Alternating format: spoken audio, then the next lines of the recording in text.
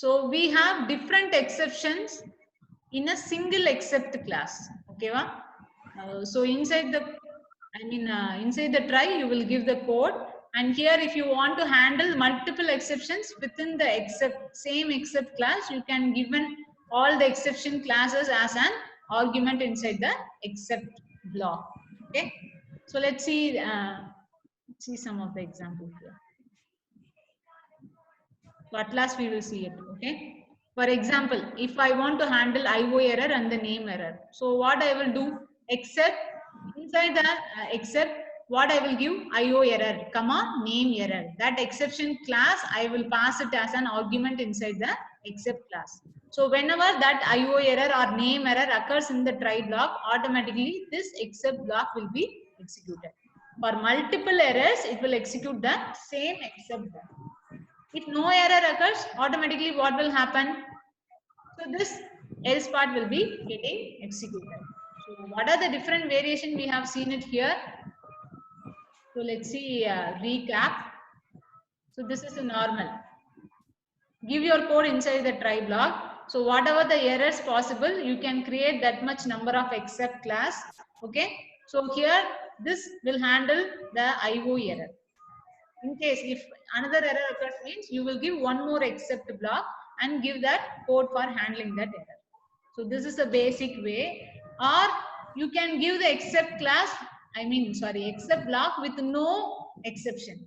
So if you want to handle all the errors in the same way, then it is very simple to give the except alone. Or if you want to handle multiple error in the same except, then you can give all those classes, exception classes for those errors, or can ask as argument to the except class. Okay. So these are the different variation of try block, except block, and then else block. And one more thing is there, that is try finally class. Okay. So which means always in the try block we will give our code for handling the error, right? And in this finally means this must be executed. Okay, this final, whatever the code that we are given inside this finally block, this must be executed. Whenever the error is occurring or error is not occurring, that is not at all a problem, but this final block will be executed. But in case of else, this else will be executed only if no error occurs, right? But finally, what is the difference between else and finally means? This else will execute if no error occurs. This finally block will execute when there is an error or not. Okay, wow. Even error occurs or not occurs, this finally has to be executed. So that is the difference between else block and the finally block. So if you want this block, you can give it. So inside this try, in this try, either you can use try finally or you can use try except else. Okay. So either you can use this one or this one. Both we cannot use it.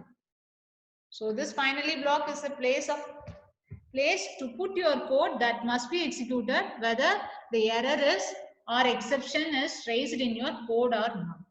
So let's see general syntax. Try, here your code will be there, and finally here what is the code must be executed, that is given here. Okay.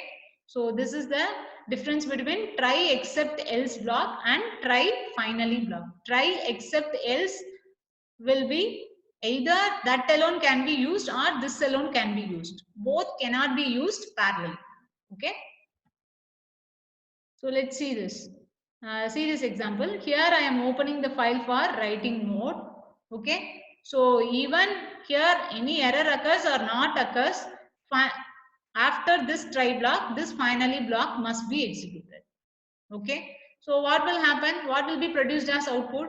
This content is written into this file, and what is finally produced as output? Error, can't find file or read data. Because this finally block must be executed, right? So you will get the output as like this. So this is the usage of finally and try. So either you can use try finally or you can use try else. So next one is another variation of using an except is argument. You can use an argument in addition with except class. Okay. So this argument is nothing but the value of the exception type. So for example, here IO error occurs. Okay. So what is that IO error value? That value is represented as argument. That value, that error value is, every error has some code, some value. So that value is stored in argument. If you want to mention this argument inside your except block, you can give like the variable as argument. Okay. So if you want to make use of this, you can use it. Otherwise, it is optional. You can skip it. Just it is enough to give the exception class name alone. Okay. So let's see this example. So here there is a temperature conversion function. Okay. Temperature conversion function. Inside this try, I have given the code.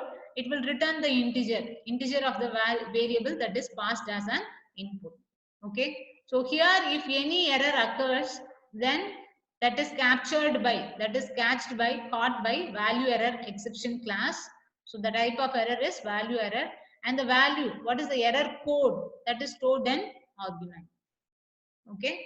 So what it will print, if any error occurs, means this except block will be executed. So automatically what will happen? The argument does not contain numbers. And what is the error? That error is displayed here. Okay. So this is a function call. Instead of number, I am giving a string, right? So here the string is taken and it will convert the string into integer.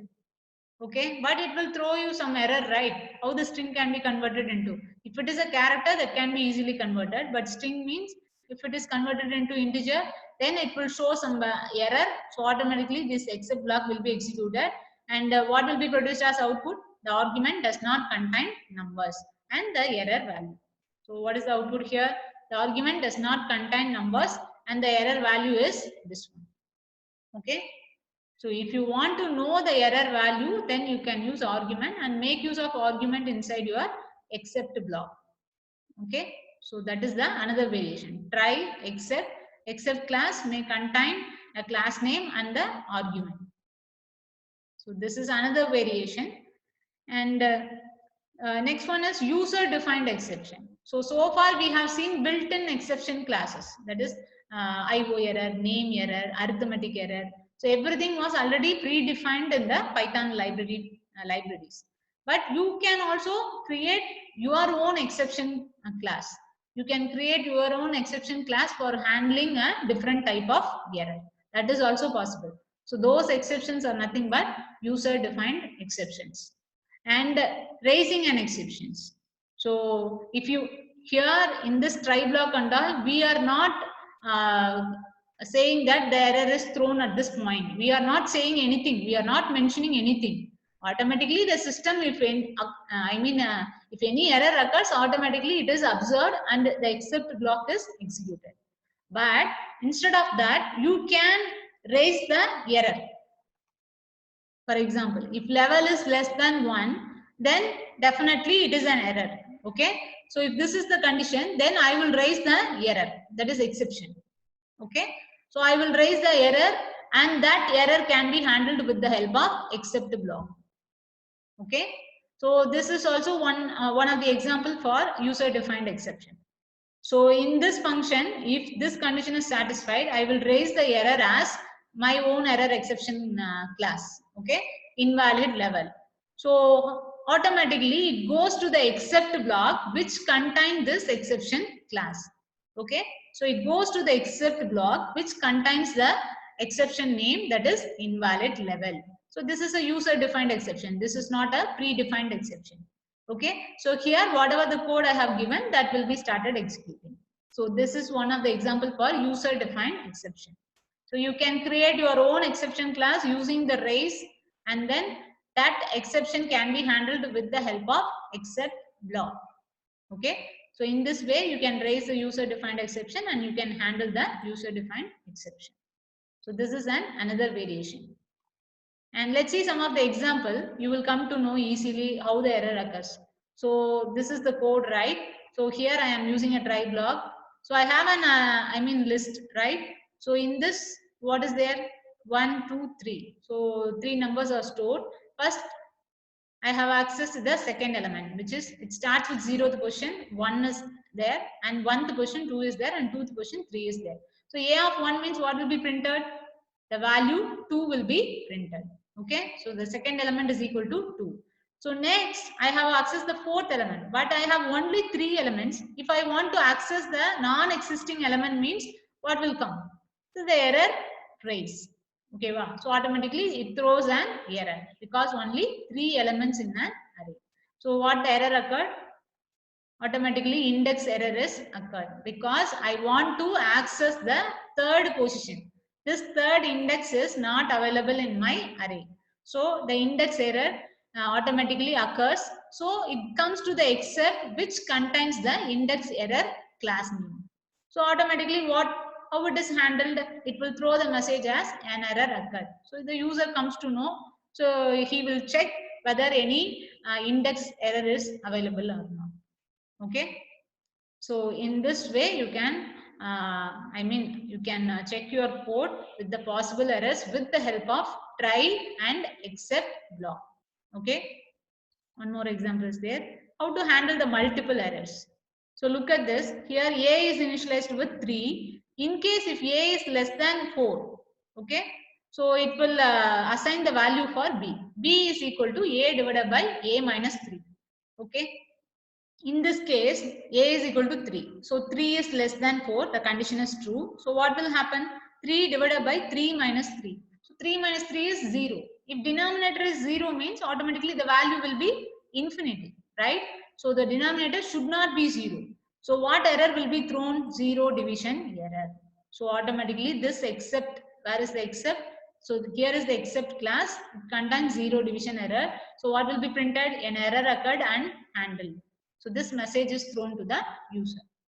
So user automatically knows that some error occurs. Okay. So this is one possible error if A is less than 4. In case if A is greater than 4, okay, what will happen? It will print the value. It skips this if block and print the value of B. But B is not known outside this if, right? So B is known only inside the if. B is not known outside the if.